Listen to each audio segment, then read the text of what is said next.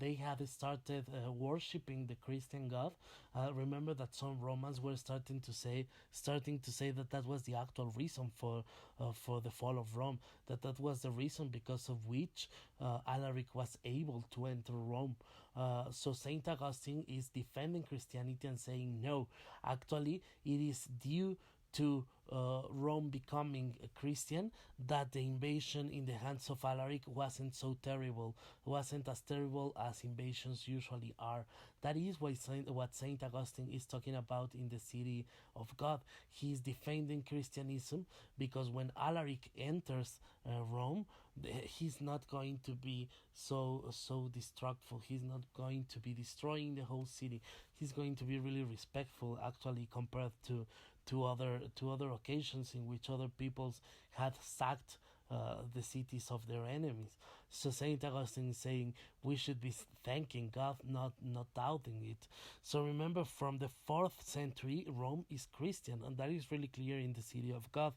But it is a very particular Christianism, because as I was telling you, well, I am talking about that in the 4th century Catholicism is born, because it is a moment in which the Catholic institution, the Catholic laws, the Catholic books, the Bible even, is going to be written, and it is going to be started. But it is based mainly in this version of Christianism, which is the Saint Paul's version.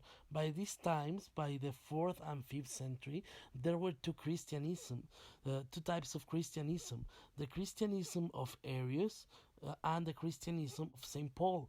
So why are they different? Well, Saint Paul is going to be writing by the first century of our era, and he's going to be saying, and he's going to be really clearly establishing this idea that we have about the Trinity, that Christ is also a God, that he is a part of God, that yes, he is a son of God, but that he is a God himself. And by the 4th century, Arius is going to be saying, yes, Christ was a God, but a minor God, because he was created. He was the Son of the Father. And if he was the Son, then he was born. And if he was born, he had a beginning. And remember that when we were studying time, precisely with Saint Augustine and with the pre-Socratic philosophers, remember that we said that eternal things do not start. Do you remember that comes from Parmenides, that everything that is eternal has no beginning and no end? And Arius is saying, well, if Christ is the Son, then that means that he comes from the Father, and that means that he isn't eternal, that he was created. So he is a God, but a lesser God. He is only God in the name of the Father, not God for himself. So that is why we have the Catholic Creed, and that it is the Nicene Creed, because it was precisely written in the 4th century in this council that Constantine called upon to decide what was going to be the official version of Christianism. And if you see over here, it says, I believe in one Lord Jesus Christ, the only begotten Son of God, born of the Father before all ages. So he's saying Christ is a God. He was born before all ages, so that means that he comes before time. So Christ himself is also eternal. He is God from God, so he is a God, light from light, true God from true God, begotten, not made. So this means he was not created. He is also eternal. He is God. That is why this creed is so important, because it is basically saying that the version of Christianism of Arius is absolutely wrong. Our creed, every time we go to Mass and we repeat this creed, we are saying we are followers of the version of Christianism of Saint Paul, which says that Christ is a God, and we absolutely deny the version of Christianism of Arius that is going to be saying that Christ is a lesser God because he was created. He was begotten, not made. He's a true God from true God. He is Son of God, born of the Father before all ages, so before time. So he's also eternal. So that is why we have that creed actually, because we are trying to face this version of Arian. So as you can see, this is a huge transformation. We're going to have this 6th century, and that is why perhaps I am proposing that we can start the 6th century and then the 5th century when the Franks start growing, because we have this big change between the Visigoths being the main tribe, the main peoples, and then the Franks being the first peoples, and Clovis is going to be their king. So that is also going to mean not only a change in peoples, a change in territories, but also a change in religion, and that is huge. So this is going to be more or less the overview of the century by the first half. We have Theodoric the Great over here. He's not Theodoric the First. He's not Theodoric the Second. He is family of Theodoric of those Theodorics that we saw over here. He is one of the descendants of the Visigoths. He is also a Goth, but he is an Ostrogoth. So over here we're going to have Theodoric the Great. Remember, he is not Theodoric the First. He is not Theodoric the Second. He's not going to be the one that fought Attila. He's not going to be the one that lost territories in Roman hands. He's going to be doing something more special that we will be seeing just now. Over here we have Alaric II, that is the Visigoth that is going to be losing all these huge territories in the hands of Clovis. Clovis is going to be the first king of the Franks, and he's going to be the one bringing all this expansion to the Franks. And over here, and I know that you do not recognize him, but that is King Arthur. That is the famous King Arthur that had this magician called Merlin into his service, and that had all the knights of the rounded table, and Lancelot, that he had this really special sword Excalibur. He is the one of the legends. However, well, that is a problem. He's the one of the legends, and we do not have true scientific information that is able to tell us that he actually existed. He's more like a mythical character, but according to the sources, the mythical sources, he would have been living in Britain. He would have been the king of the Brits in the 6th century, so right in the century that we're studying right now. He would be famous for fighting the Saxons. So he would be the king of Britain, that is of the Britons, that is over here. He would be facing the Saxons. However, after some centuries, the Saxons will actually conquer England, and they are going to be defeated by the Vikings, because remember that the Vikings are going to be coming from these territories over here, and when they arrive to France, the Franks are going to give them this territory over here, that is Normandy, and then Normandy is going to be invading England.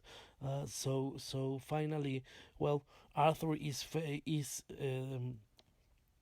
fighting the Saxons, and he's going to defeat the Saxons, but then the Saxons are going to take over England, and then they are going to be fighting the Vikings that are coming to invade, but then the Vikings are going to be taking over England. So well, no one won. Not Arthur won in their times against the Saxons, but then the Saxons won, and then the Saxons are going to be fighting the Vikings, but finally the Vikings won.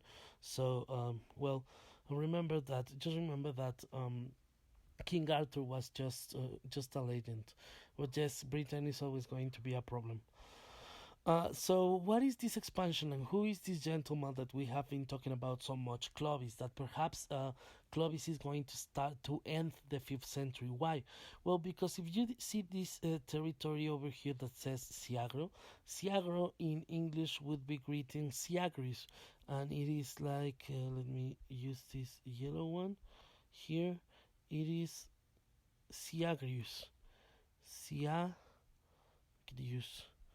and Syagrius is going to be a Roman governor, just a Roman governor, and this blue territory over here is going to be the last free territory of Rome. It's just going to be a province over here in Gaul, and Syagrius is going to be the governor that is going to keep ruling this territory in the name of Rome, even if Rome is doesn't exist anymore.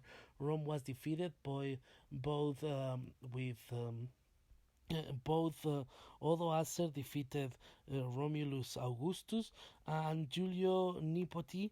Julius Nepot, in English, this is Julius Nepos. Yes, Julius Nepos. Julius Nepos is going to be also defeated, and if you don't know who is Julius Nepos, and I do believe that we haven't said who is Julius Nepos. Julius Nepos was also the emperor of Rome, but he was the emperor of. It is called, this concept is called emperor by juris, emperor by law. So remember that we said that by that time it was the army that was actually choosing who was the emperor.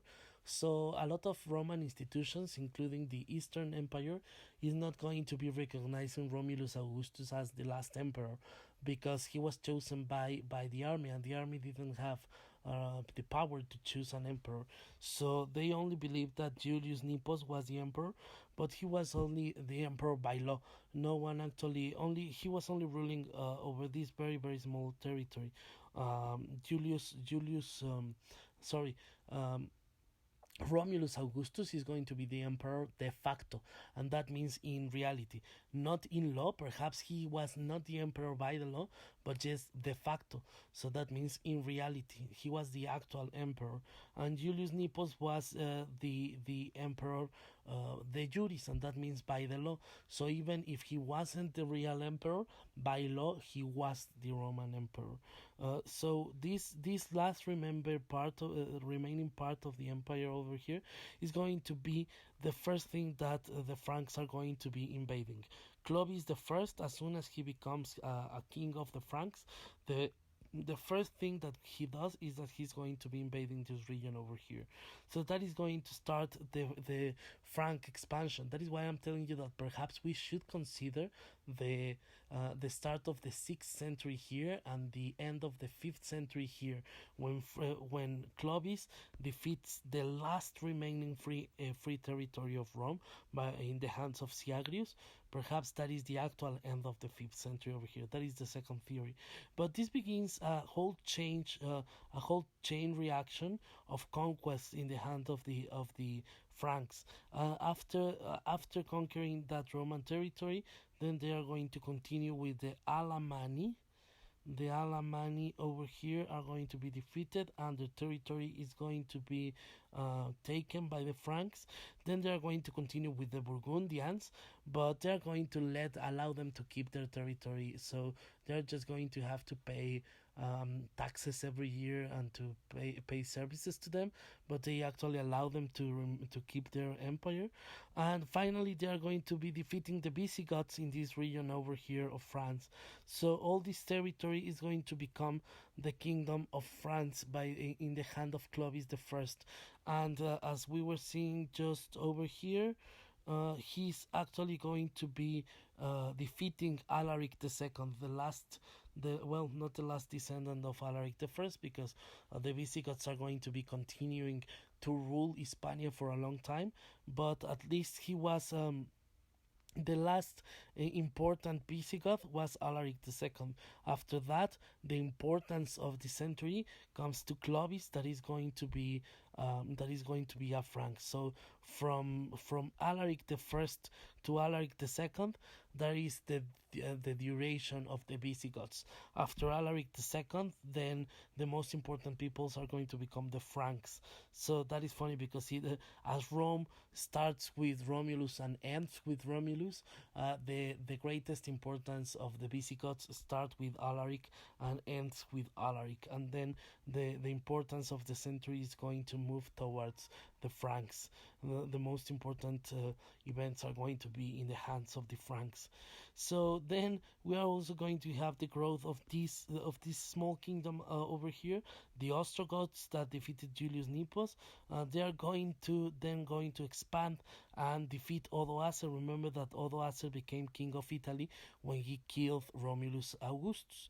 So I hope that you are able to remember forever what happened over here when you see this image, because well, it's really funny. I have seen it a lot of times as memes in Facebook, and I couldn't resist to use it. So Odoacer was the king of Italy. Remember over here, and Mr. Theodoric II, Theodoric the Great, sorry, is going to be the king of the Ostrogoths. And remember that the Ostrogoths and the Visigoths are related.